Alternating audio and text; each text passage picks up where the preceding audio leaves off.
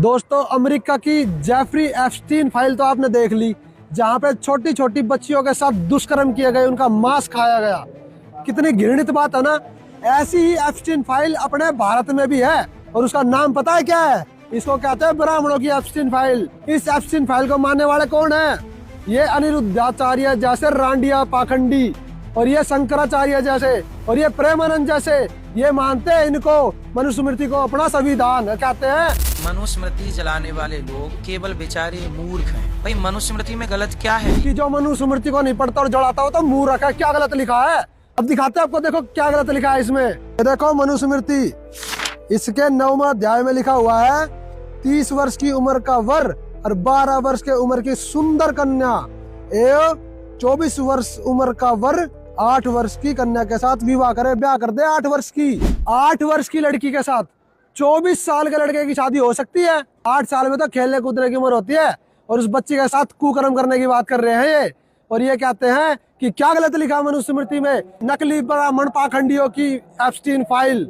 और देखो ये क्या कहता है, एक बार और सुनो। मनुस्मृति जो हमारा सनातन धर्म है, आप बताइए, जो मनुस्मृति कहती है कि बलात्कारी को मार डालो, पराई बहन बेटी को गलत देखने वाले को मार डालो, क्या ऐसी मनुस्मृति को आप जलाना चाहेंगे? बलात्कारियों के लिए तो सजा बोली गई है। आओ दिखाते हैं। इसमें लिखा हुआ है कि कोई दोष नहीं स्त्री प्रसंग करने में, कोई दोष नहीं मांस खाने में, कोई दोष नहीं दारू पीने में। आ जाओ, मनुस्मृति है, इसके 5वें अध्याय में देखो क्या लिखा हुआ है। मांस खाने में, मद यानी कि दारू पीने में, और स्त्री प्रसंग करने में कोई दोष नहीं है। अमेरिका में जेफरी एप्स्टीन की पार्टी में क्या होता था? मांस खाया जाता था, दारू पिया जाता था, और छोटी छोटी बच्चियों के साथ कुकर्म किया जाता था। अनिरुद्धाचार्य जैसे रांडियों की ये एप्स्टीन फाइल क्या कहती है?